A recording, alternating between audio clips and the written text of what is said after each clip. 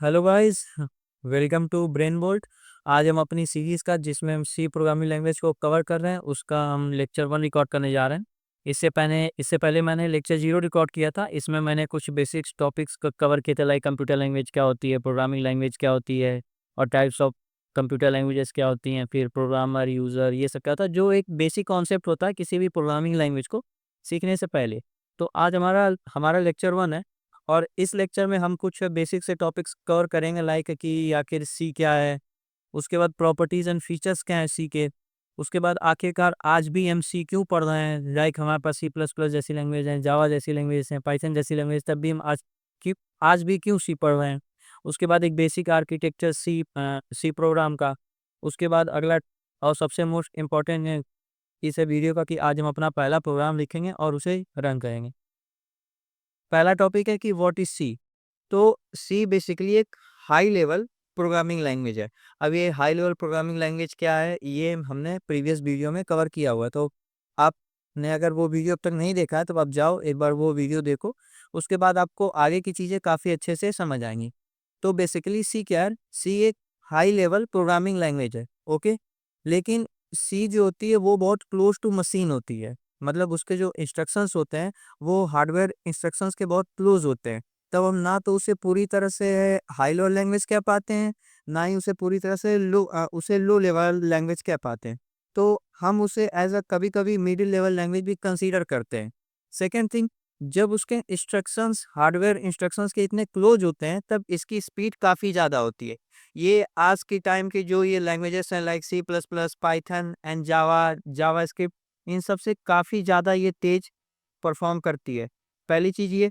Second चीज़ कि ये जो सी लैंग्वेज है ये काफ़ी सिंपल है, बिकॉज इसके जो कीवर्ड्स है लाइक प्रिंट एफ, फिर स्कैन एफ। प्रिंट एफ को आप देख के समझ सकते हो कि हाँ भाई मैं कुछ प्रिंट कर रहा हूँ। स्कैन एफ को आप देख के समझ सकते हो कि हाँ भाई मैं कुछ स्कैन कर रहा हूँ, मतलब कुछ इनपुट ले रहा हूँ। आप इफ एल्स को देख के समझ सकते हो कि अच्छा ये है तो फिर ये है, तो मतलब इसे इसे समझना काफ़ी ज़्यादा आसान है। थर्ड थिंग, ये काफ़ी ज़्यादा एफिशिएंट है, बिकॉज क्योंकि ये बहुत क्लोज होती है मशीन के, तो ये कम से कम टाइम लेती है और ज़्यादा से ज़्यादा हमें आउटपुट प्रोवाइड करती है, तो ये काफ़ी ज़्यादा एफिशिएंट भी होती है। थर्ड थिंग ना फोर्थ थिंग क्या है बेसिकली कि सी लैंग्वेज को अब भी हम यूज़ करते हैं ऐसी जगहों पे जहाँ पे स्पीड काफ़ी ज़्यादा मैटर करती है। For example operating system. मान लो आपने एक ऑपरेटिंग सिस्टम बनाया पाइथन में। पाइथन सब जानते हैं कि बहुत बहुत आसान लैंग्वेज है, लेकिन वो काफ़ी ज़्यादा स्लो वर्क करती है। तो मान लीजिए आपने पाइथन में ऑपरेटिंग सिस्टम बनाया, आपने अपनी कोई फाइल खोली और फाइल खुलने में ही आपको 5 से 10 मिनट लग जा रहे हैं, तो ऐसा ऑपरेटिंग सिस्टम का कोई मतलब नहीं है। सेकेंड, सी का यूज़ करते हैं हम लोग गेम डेवलपमेंट में। फॉर एग्जांपल मान लो कि मैंने एक गेम बनाया, इसमें मैंने बंदे को शूट किया। अब मैंने विजुअली तो यहाँ शूट किया, लेकिन वो चीज़ अंडर प्रोसेस लेने में काफ़ी ज़्यादा टाइम ले रही है। तो ऐसे गेम का मतलब नहीं है जिसमें कि लैगिंग है जी, जिसे आप लैगिंग कहते हो हमेशा। तो जो गेम्स होते हैं, जो ऑपरेटिंग सिस्टम्स होते हैं, जो कंपाइलर्स होते हैं, जहाँ पे स्पीड मैटर करती है, उसको हम सी प्रोग्रामिंग लैंग्वेज में डेवलप करते हैं। ओके। उसके बाद जो मॉडर्न लैंग्वेजेस होती हैं like C plus plus, Java, Python, ये सब सी के ही बिहाफ पे बनाई गई हैं। मतलब ये सी को अपग्रेड करके फिर उसमें कुछ इन्वेस्टमेंट करके ही बनाई गई। मतलब एक तरीके से ये सारी लैंग्वेज सी से इन्फ्लुएंस्ड है। ओके। तो ओवरऑल सी क्या है, सी एक हाई लेवल प्रोग्रामिंग लैंग्वेज है। सेकेंड थिंग, सी के जो इंस्ट्रक्शंस होते हैं वो काफ़ी क्लोज होते हैं हार्डवेयर के, तो हम इसे कभी कभी मिड लेवल लैंग्वेज की तरह भी कंसीडर करते हैं। थर्ड थिंग, ये जब मशीन की इतने क्लोज होती है तब हम तर इसी वजह से सी काफ़ी तेज होती है कंपेयर टू जो आज की C plus plus, Java, Python जैसी लैंग्वेजेस हैं। फोर्थ थिंग, जहाँ पे स्पीड मैटर करती है like operating system, game development, वहाँ पे हम सी का यूज करते हैं। Okay. History of C language, मतलब कि सी लैंग्वेज कैसे बनी, कहाँ बनी, कब बनी। तो हिस्ट्री ऑफ सी लैंग्वेज ये है कि सी लैंग्वेज को डेनिस रिटर्ची ने बनाया था इन बेल लेबोरेटरीज, जो कि अभी यूएसए में है, और सी लैंग्वेज बनी थी 1972 में। सी लैंग्वेज को बेसिकली इसलिए बनाया गया था कि सी लैंग्वेज में हम लोग यूनिक्स ऑपरेटिंग सिस्टम को डेवलप करना चाहते थे। सी जो बनी थी उससे पहले एक उसकी पेरेंट लैंग्वेज थी जिसका नाम था बी। उस समय जो यूनिक्स ऑपरेटिंग सिस्टम बने थे वो बी पे वर्क करते थे, लेकिन उसके बाद जब सी आई तब हमने यूनिक्स ऑपरेटिंग सिस्टम को दोबारा सी में लिखा गया। मतलब पूरा यूनिक्स ऑपरेटिंग सिस्टम को स्क्रैच से डेवलप किया इन सी, जो कि शो करता है कि सी कितनी पावरफुल थी या सी के पास कितनी स्पीड थी। सेकेंड थिंग, अब भी आज के भी टाइम में सी मेनी लैंग्वेजेस की का एक फाउंडेशन है। मतलब अगर आप सी प्लस प्लस पढ़ोगे तो उसमें भी कहीं ना कहीं सी छुपी होगी, या कहीं पाइथन पढ़ोगे तो पाइथन के किसी ना किसी सिंटैक्स में कहीं ना कहीं आपको सी के कॉन्सेप्ट्स दिखेंगे। ओके, उसके बाद हम देखते हैं कि प्रॉपर्टीज ऑफ सी लैंग्वेज, आखिर प्रॉपर्टीज क्या है सी लैंग्वेज की। तो पहली चीज़ तो ये सिंपल होती है और एफिशिएंट होती है, ये चीज़ मैं आपको पहले ही बता चुका हूँ। उसके बाद आता है पोर्टेबल। पोर्टेबल का आप ऐसे समझो कि मान लो मैंने अपने डिवाइस में सी लैंग्वेज का कोड लिखा, उसके बाद मैंने इस कोड को अपने किसी फ्रेंड को शेयर किया, तो ये कोड उसके सिस्टम में बिना किसी मॉडिफिकेशन के या बिना किसी चेंजेस के ऑटोमेटिकली चल जाएगा। यानी कि जो जो प्रोग्राम सी लैंग्वेज में लिखे होते हैं उन्हें आप किसी भी मशीन पे चला सकते हो बिना किसी चेंजेस के। मतलब वो सी लैंग्वेज पोर्टेबल होती है, मतलब वो कहीं भी किसी भी डिफरेंट सिस्टम्स पे विदाउट एनी चेंज वो रन कर सकती है। उसके बाद सी स्ट्रक्चर्ड लैंग्वेज है। फॉर एग्जांपल मैं आपको बताता हूँ क्या क्या स्ट्रक्चर्ड लैंग्वेज क्या होती है। जैसे समझो आपने प्रोग्राम लिखा छोटा सा, जिसमें आपको मैंने 100 पेयर्स दिए कुछ नंबर्स के। मैंने आपको और सेकंड वन में मैंने एक प्रॉब्लम दी जिसमें आपको मैंने पेयर्स दिए 100 ठो, हर पेयर में दो दो नंबर है, और आपको हर एक पेयर का सम प्रिंट करना है। ओके, तो एक ठो तरीका क्या है कि आप हर एक पेयर को सम करो फिर उसे प्रिंट करो। पहला तो वे ये है, कोड काफ़ी लंबा होगा, हर बार आपको सेम ही चीज़ लिखनी पड़ेगी। मतलब 3+7, 4+7, 3+6, 5+6, मतलब आपको एक ही कोड बार बार लिखना पड़ेगा। लेकिन सी एक चीज़ प्रोवाइड करता है जिसे हम लोग फंक्शन कहते हैं। फंक्शन हम बाद में बताएंगे, आप बस इस तरह समझ लो कि फंक्शन एक छोटा सा ब्लॉक होता है कोड का। जो फंक्शन होता है छोटा सा ब्लॉक होता है कोड का, जो एक पर्टिकुलर टास्क परफॉर्म करता है। फॉर एग्जाम्पल, मैंने एक फंक्शन बनाया, मैंने कहा कि भाई ये फंक्शन कैसे काम कर रहा है कैसे नहीं कर रहा है ये सब अभी आप भूल दो। मैंने एक फंक्शन बनाया जिसका काम क्या था कि मैं अगर उसे दो दो तो वो डिजिट्स दूंगा तो मुझे उसका वो सम करके रिटर्न करेगा। ठीक है, तो मैंने एक छोटा सा फंक्शन बनाया यहाँ पे, और मैंने क्या किया कि बारी बारी पेयर्स को इसमें पास किया, और ये फंक्शन मुझे उनका सम देता गया।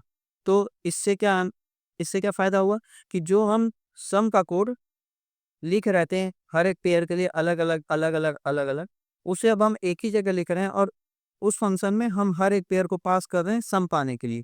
तो यही होता है, मतलब कि स्ट्रक्चर्ड लैंग्वेज हमें इसे ही कहते हैं। मतलब program can be divided into small manageable functions. मतलब कि आपकी जो पूरी प्रॉब्लम है, जो आपको टास्क पूरा दिया गया है, हम उसे छोटे छोटे टास्क में ब्रेक करते हैं, और हर एक टास्क के लिए पर्टिकुलर फंक्शन बनाते हैं या कोड ऑफ ब्लॉक लिखते हैं, जिससे कि उन्हें मैनेज करना आसान होता है।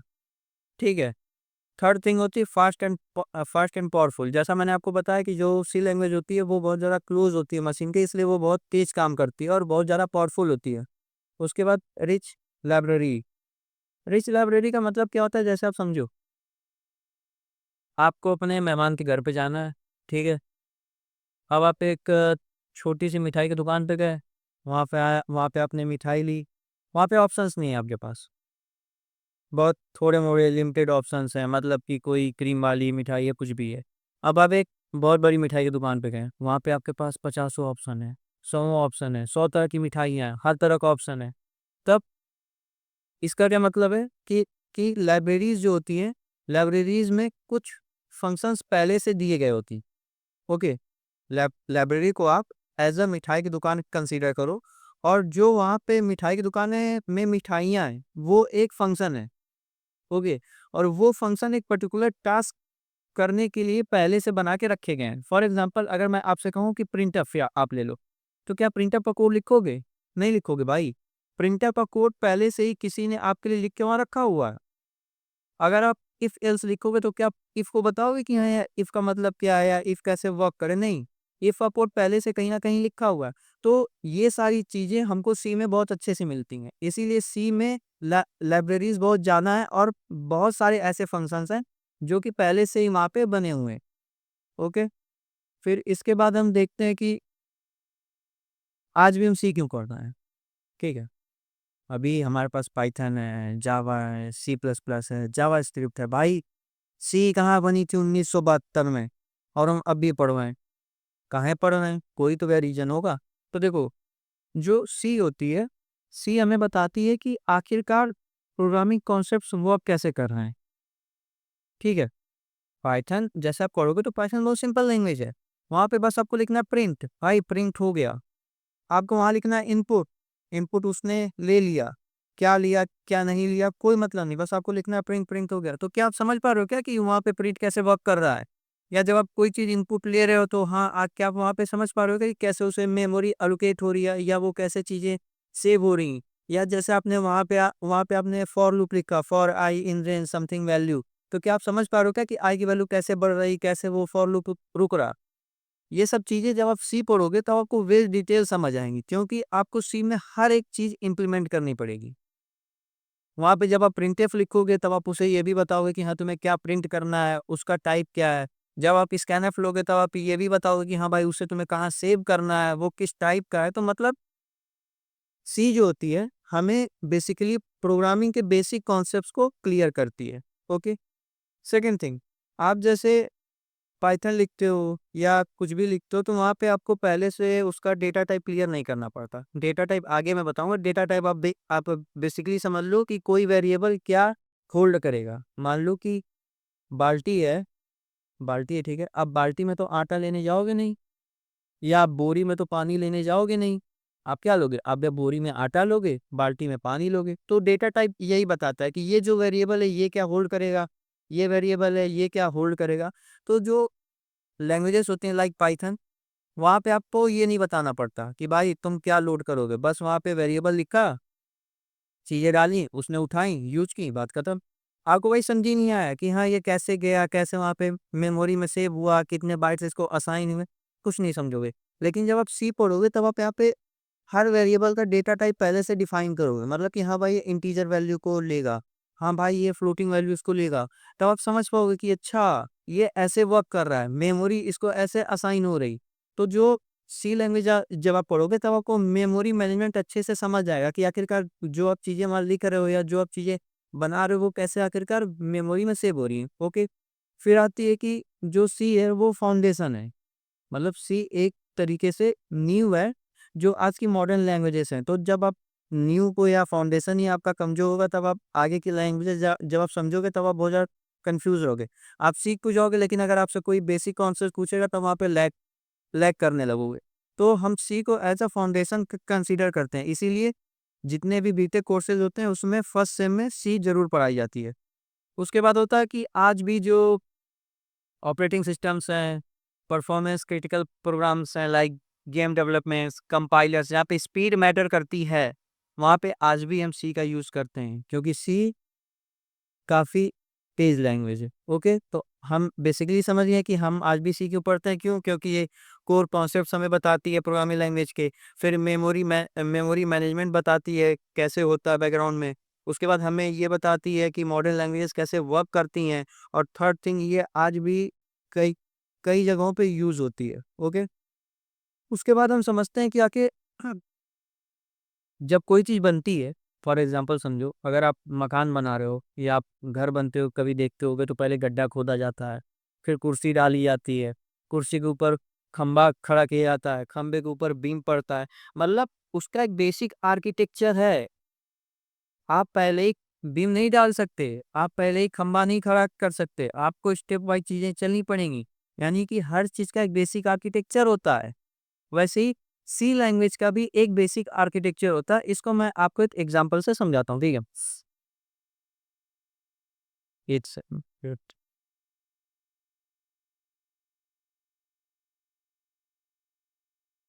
फॉर एग्जांपल मान लो कि आपका ये फ्रेंड है, ठीक है? ठीक, और आप ये हो, आपके फ्रेंड ने बताया कि भाई तुम्हारी एक क्रश है, वो किसी बर्थडे पार्टी में आ रही है, तुम भी वहाँ जाओ, बातचीत करो, जो होगा देखा जाएगा। आप खुश, भाई चलते हैं बर्थडे पार्टी में। आप और उसने आपको बताया कि हाँ आपको क्या क्या करना है, आपको पहले गिफ्ट लेना है, फिर जाना है, उससे बातचीत करनी है, फिर वापस आ जाना है, बात खत्म। इतना ही करना है, ठीक है। तो अब क्या करेगा बंदा?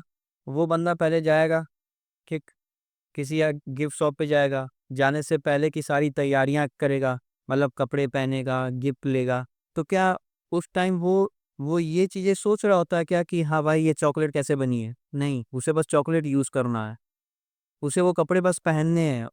उसे इससे मतलब नहीं है कि वो कपड़ा किसने सिला, कहाँ से है, कोई मतलब नहीं। उसने सारे अपने बेसिक टूल्स उठाए, पहना, गिफ्ट लिया और चल दिया बर्थडे पार्टी की तरफ। वो गया लफंडरबाजी करते हुए, बाल उल सब बिगाड़ते बिगाड़ते पहुंचा। फिर उसे जहाँ पे बर्थडे पार्टी हो रही थी उसका उससे एंट्रेंस गेट दिखा। मतलब मान लो किसी रूम में हो रही तो रूम का गेट होता है ना, खोलोगे ना गेट। अब गेट से पहले पहुंचने से पहले वो समझ गया कि भाई ये गेट जहाँ ही मैं खोलूंगा पार्टी स्टार्ट है। फिर वो अपने बाल और अच्छे से सही करता है, कपड़ों को सही करता है, गिफ्ट देखता है कैसा है, चॉकलेट बचा कि नहीं बचा। फिर वो उस पार्टी में एंटर करता है, वहाँ पे पार्टी करता है, बातचीत करता है, गिफ्ट देता है, जो भी करता है। उतना डीप ना सोचो, ठीक है, सब करता है। उसके बाद खुशी खुशी सारी चीजें कर चुका रहता है। फिर अपने फ्रेंड को फोन करता है, भाई काम तो हो गया, मेरा काम बन गया, ये सब कर लिया, फ्रेंड्स को अपने बता लिया। फिर वो वहां से वो बाहर आ जाता है, पार्टी खत्म, हम बाहर आ गए। ये कहानी पूरी समझ आई? तो ऐसे ही सेम आर्किटेक्चर होता है सी का, समझो। और बताता हूँ कैसे रिलेट करता, देखो। सी में सबसे पहले हम हेडर फाइल इंक्लूड करते हैं।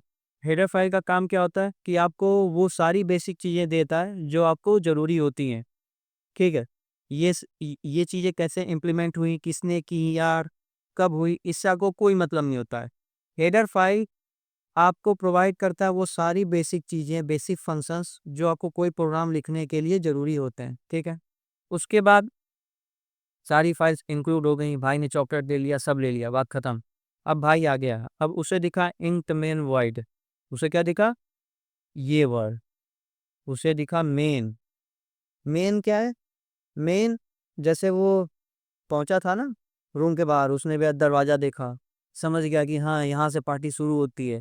सो ऐसे ही हमारा सिस्टम समझ जाता है कि हाँ भाई यहाँ से मेरा प्रोग्राम शुरू है। मतलब मेन क्या? मेन एक गेट की तरह हम कंसीडर करते हैं। क्या भाई मैंने ये गेट खोला तो पार्टी शुरू है, मैं मेन के अंदर गया तो यहाँ से प्रोग्राम शुरू है। अब सिस्टम आता है प्रोग्राम के अंदर, आ गया ब्लॉक में। फिर यहाँ पे एक चीज होती है कमेंट। कमेंट क्या है? जैसे आप समझो कि कमेंट एग्जीक्यूट नहीं होते हैं, पहली बात। कमेंट बस टेक्स्ट फॉर्मेट में होते हैं जिसे बंदा पढ़ सकता है। जब मशीन इस चीज को एग्जीक्यूट करेगी तो कमेंट को वो हटा देती है पूरी तरह से। कमेंट बस इस तरीके से होते हैं कि हम क्या कर रहे हैं, ठीक है। मान लो मैंने प्रोग्राम लिखा, तगड़ा सा प्रोग्राम लिखा, और उसमें कोई बग आ गया और मैं कंपनी छोड़ के कंपनी छोड़ के निकल चुका हूँ। कोई दूसरा एम्प्लॉय आया, उसने मेरा कोड देखा। अब अगर मैंने कमेंट्स प्रॉपर डाले कि हाँ भाई ये चीज़ ये करती है, ये चीज़ ये करती है, ये चीज़ ये करती है, तो वो बंदा बहुत आसानी से उस पूरे प्रोग्राम को डिबग कर लेगा। अगर मैंने कहीं कोड नहीं लिखा है तो बंदे को इंक्लूड डॉट stdio से शुरू करना पड़ेगा और रिटर्न जीरो तक हर एक लाइन पढ़नी पड़ेगी, क्योंकि उसे पता ही नहीं कि कोई चीज़ क्या कर रही है। तो इसलिए हम कमेंट्स डालते हैं बताने के लिए सामने वाले को कि हाँ भाई इसके नीचे हम ये टास्क कर रहे हैं, ठीक। उसके बाद जब हम रूम में आ गए थे तो उसने भाई पार्टी की थी। तो यहाँ पे जो जब हम मेन जो फंक्शन होता है उसके जब कोड ब्लॉक में आता है तब हम वहाँ पे अपना प्रोग्राम लिखते हैं। हम क्या करना चाहते हैं हम वो चीज़ें वहाँ पे लिखते हैं। मतलब कि अगर हम प्रिंट करना चाहते हैं, जैसे यहाँ पे प्रिंट कर रहा है तो प्रिंट हेलो वर्ल्ड लिखते हैं। या फिर हम कोई सम करना चाहते हैं तो ए इक्वल टू 2+3 करते हैं। जो भी करना होता है हम इसे हम मेन ब्लॉक के अंदर करते हैं। उसके बाद ये कीवर्ड रिटर्न। रिटर्न कैसे आप समझोगे? जब वहाँ पे उस बंदे का पार्टी में सारा काम हो चुका था तो उसने फोन करके बताया था ना उसको कि भाई मेरा काम तो हो गया आज। तो ऐसे ही सिस्टम भी बताता है हमें कि भैया आपका पूरा प्रोग्राम प्रॉपर एग्जीक्यूट कर चुके हैं हम, अब हम निकल रहे हैं यहाँ से। तो रिटर्न जीरो करता है, मतलब बताता है कि ठीक है भाई प्रोग्राम एग्जीक्यूट हो चुका है। हाँ एक चीज़ का ध्यान दीजिएगा कि ये हमेशा रिटर्न जीरो ही नहीं होता, ये हमेशा रिटर्न 0 ही नहीं होता। ये बेसिकली डिपेंड करता है इस पे कि आखिर मेन फंक्शन के आगे क्या लिखा हुआ है। ये चीज़ हम आगे देखेंगे। तो बस रिटर्न आप ये समझो कि हमें सिस्टम बता देता है कि हाँ भाई, मैंने ये पूरा एग्जीक्यूट कर लिया, अब मैं यहाँ से निकल रहा हूँ। और वो मेन ब्लॉक से बाहर आ जाता है और हमारा कोड वहीं पे खत्म हो जाता है। तो बस ये छोटा-सा बेसिक आर्किटेक्चर होता है सी का। उसके बाद हम हर एक पार्ट्स को देखते हैं सिंपल में कि हेडर फाइल क्या है। तो जैसा मैं बताया, a place where we tell program which library और फाइल्स इट नीड्स। मतलब हम यहाँ पे ऐसे हम यहाँ प्रोग्राम को बताते हैं कि हमें कौन-सी लाइब्रेरी चाहिए। लाइब्रेरी किस हमने कंसीडर की थी? वो मिठाई की दुकान से, जहाँ पे जो मिठाइयाँ थी वो फंक्शंस थे, जो एक पर्टिकुलर टास्क परफॉर्म कर रहे थे। हमें उसका कोड लिखने की ज़रूरत नहीं थी। हमें बस वो मिठाई खानी थी या हमें बस वो फंक्शन उठा के अपने साथ यूज़ करना था अपने प्रोग्राम में, हमें वो कोड नहीं लिखने थे। और फाइल्स भी हम कभी-कभार लोड करते हैं। मान लो आप कोई चीज़ करना चाहते हो, आपको आपको कोई फाइल चाहिए, तब हम इसे इसी सेक्शन में इंक्लूड करते हैं, ओके? फिर व्हाई, आप समझ लो this libraries have pre-written functions that make program easier. मतलब कि पहले से लिखे फंक्शंस होते हैं जो सिंपल बनाते हैं। फिर आपको ये एग्ज़ाम्पल है और आपको अगर याद करना है तो सिंपल सा पढ़ लो, think of it is a bringing tools before starting work. भाई, एग्ज़ाम में कुछ तो लिखोगे, ये तो देख लो कम से कम। समझ तो गए हो, मुझे ही पता है, तो ये लिख के आओगे क्या कि पार्टी में गए थे? देखो शांति से। उसके बाद आप मेन फंक्शन क्या है? Starting point of program. फिर every program needs a main function where a computer start executing instructions. वही रूम का दरवाजा खोला तो हाँ भाई, पता चला पार्टी स्टार्ट होने वाली है। वैसे ही जब मेन फंक्शन के बाद प्रोग्राम पहुंचेगा तब वो समझेगा अच्छा अब यहाँ से प्रोग्राम एग्जीक्यूट हमें करना शुरू करना है। तो लाइक एग्जांपल भी आप देख लो, think of it as the front door of a house, you enter here first. उसके बाद आता है आपके comments, notes written inside the program for humans not for computer. जैसे मैंने आपको आपको बताया कि जब कंप्यूटर इस चीज़ को एग्जीक्यूट करेगा तब इसे पूरी तरह से निग्लेक्ट कर देगा। बस ये इसलिए होता है कि सामने वाला समझ सके हमने क्या किया है, ओके। उसके बाद ब्लॉक ऑफ कोड क्या होता है कि इंस्ट्रक्शन एक सेट ऑफ इंस्ट्रक्शन होता है, या मतलब एक क्या बोल सकते हैं कि एक ब्लॉक होता है जहाँ पे हम अपने इंस्ट्रक्शन लिखते हैं। फॉर एग्जांपल जैसे मैंने आपको कहा कि जाओ पानी लेके आओ, तो ये एक इंस्ट्रक्शन है। लेकिन जब मैं इसे कंप्यूटर में फीड करूँगा, फॉर एग्जांपल मैंने कहा कि हाँ भाई, मैं तुमको 2 ठो नंबर दूँगा, इसे तुम प्रिंट करो, तब हम इसे डायरेक्ट नहीं लिख सकते। हमें पहले डिफाइन करना पड़ेगा, लाइक कि int a equal to 5, int b equal to 10 और फिर प्रिंट करो। तो ये पर्टिकुलर टास्क परफॉर्म कर रहा है सम करने का, और ये जो हमने कोड लिखा है यही है ग्रुप ऑफ इंस्ट्रक्शंस, ठीक है। पढ़ लो सिंपल सा, think of it is a task और mini program inside your program. मतलब मेन फंक्शन के अंदर हम जो भी लिखते हैं वो एग्जीक्यूट होता है, ठीक, और वही प्रोग्राम होता है मेन। उसके बाद आ जाओ रिटर्न। रिटर्न क्या है? Send the value back to operating system after the program finish. Zero usually means the program run successfully, return zero mean program execute successfully. Think of it as a signing off after completing a task. जैसे बताएंगे ताकि birthday में गए, party अच्छी हुई थी, सब कुछ बढ़िया हुआ, आपने भाई बताया फ्रेंड को कि हाँ भाई थैंक्स यार, मज़ा आ गई, तुम्हारा आइडिया काम कर गया, अब मैं यहाँ से निकल रहा हूँ। मतलब ये एक तरह से एक्नॉलेजमेंट देता है यूजर को या ऑपरेटिंग सिस्टम को कि हाँ, ये टास्क कम्प्लीटली परफॉर्म हो चुका है। तो हमने बेसिक आर्किटेक्चर देख लिया। अब हम अपना पहला प्रोग्राम देखते हैं, ठीक है। पहला प्रोग्राम लाइक इंक्लूड stdio.h। मैंने टूल्स और लाइब्रेरीज को इसमें लाया कि हाँ भाई, मुझे या प्रिंटअप का प्रोग्राम ना लिखना पड़े, तो वहाँ से मैं लोड कर लूँगा। उसके बाद इंट मेन, मैंने भाई कंप्यूटर को बताया कि हाँ सुन भाई, यहाँ से मेरा मेन प्रोग्राम शुरू होने वाला है, तैयार रहे। उसके बाद मैंने कमेंट दिया कि हाँ भाई, इस इस पर्टिकुलर सिंटैक्स से मैं प्रिंट करना चाहता हूँ एक मैसेज। उसके बाद हमने एक छोटा सा ब्लॉक ऑफ कोड लिखा, प्रिंट एफ हेलो वर्ल्ड, इससे स्क्रीन पे हेलो वर्ल्ड प्रिंट हो जाएगा। उसके बाद हमने रिटर्न 0 कर दिया ऑपरेटिंग सिस्टम को कि हाँ भाई, मैंने अपना टास्क कंप्लीट कर लिया। तो ये था हमारा पहला कोड। कोड करके दिखाऊं? यार तुम लोग बहुत काम बढ़ाते हो मेरा। चलो ठीक है, आओ कोड करते हैं। थोड़ा सा टाइम दो। So welcome again. हम यहाँ पे अपना पहला प्रोग्राम लिखने जाते हैं। तो देखो, मैं ऑनलाइन कंपाइलर्स का यूज़ करता हूँ। मैं कहूँगा कि तुम भी ऑनलाइन कंपाइलर्स का यूज करो, क्योंकि ये आसान है। तुम्हें ना कुछ इंस्टॉल करना है, ना कुछ करना है, कुछ नहीं करना है। सिंपल सा सर्च करो सी ऑनलाइन कंपाइलर, प्रोग्राम इसकी साइट पे जाओ, कोड लिखो, रन करो, आउटपुट देखो, बात खत्म। लेकिन अगर चाहते हो कि हाँ मैं आपको बताऊं कि कैसे ऑफलाइन रन करना है, तब आप प्लीज़ एक छोटा सा कमेंट डाल दो, मैं उसके लिए भी एक वीडियो बना दूंगा, ठीक है। तो और लिखते हैं अपना पहला प्रोग्राम। तो बेसिक स्ट्रक्चर क्या था कि हम पहले लाइब्रेरीज को इंपोर्ट करेंगे, जिसमें पहले से फंक्शंस बिल्ड होंगे, हमें बस उन्हें यूज़ करना होगा। चलो इंक्लूड करते हैं, हैशटैग इंक्लूड। हम एक फाइल कर रहे हैं stdio.h। हमने अपनी लाइब्रेरी इंक्लूड कर ली, ठीक है। अब हमें बताना है कि हाँ भाई यहाँ से प्रोग्राम शुरू होने वाला, तब हम उसे कैसे बताएंगे, इन मेन। अब मेरा सिस्टम समझ चुका है कि हाँ भाई यहाँ से मेरा प्रोग्राम मेन जो है, जो सिस्टम पर एग्जीक्यूट करना है वो शुरू होने वाला है। इसके बाद हम एक ब्लॉक डिफाइन करते हैं। अब इस ब्लॉक में हम पहले कमेंट डालते हैं। कमेंट ने ज़रूरी भी है, ज़रूरी नहीं भी है। अगर आपको बस खुद के लिए कोड कर रहे हो तो मत डालो, लेकिन अगर आप डेवलपमेंट कर रहे हो या जब आप बड़े रियल प्रोजेक्ट पे वर्क करोगे तो कमेंट बहुत ज़्यादा अपन नेसेसरी रोल प्ले करते हैं, क्योंकि सामने वाले को समझ आना चाहिए ना भाई तुमने क्या किया। तुमने कुछ भी कर दिया, कोड डाला ही नहीं, सामने वाला अलग परेशान है, तुमको बैटिंग से भगा देंगे। इसका भी काम नहीं समझ आता हमें। तो कमेंट जरूरी है, तो आओ सिंपल सा कमेंट डालते हैं। ओ वेट, आवर कट तो नॉट नाइस। आवर कट तो हमने बता दिया हम क्या करने वाले। अब प्रिंट करते हैं। तो एक बेसिक समझ लो कि सी में हम प्रिंटफ के अंदर जो भी लिखेंगे, प्रिंटफ के अंदर हम जो भी लिखेंगे वो चीज़ प्रिंट हो जाएगी, ठीक है। हम सी में प्रिंटफ के अंदर जो भी लिखेंगे वो प्रिंट हो जाएगा। तो मान लो मैंने लिखा प्रिंटफ डबल कोट्स, क्या लिखना चाहते हो, अपने चैनल का नाम लिखें और लिखते हैं BRAINVOLT।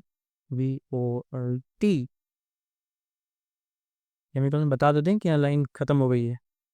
हमने ये कर दिया, हमारा कोड खत्म। अब हमें ऑपरेटिंग सिस्टम को बताना है, मतलब बताना है कि हाँ भाई मैं कर चुका हूँ कोड। अगर यहाँ तक पहुँच चुके हो तो रिटर्न 0 कर दो, कि यहाँ सामने वाले को भी समझ आ जाए, ऑपरेटिंग सिस्टम को भी, कि हाँ कोड एग्जीक्यूट हो चुका है। और रन करते हैं, कोई एरर ना है बस ध्यान देना। हाँ कोई तो एरर आ गई, ओ यहाँ हम ये भूल रहे। चलो रन करता है, अब चल जाएगा। प्रिंट कर लिया गाइस, हमने अपना पहला प्रोग्राम कर लिया है। तो आज बस इतना ही रखते हैं।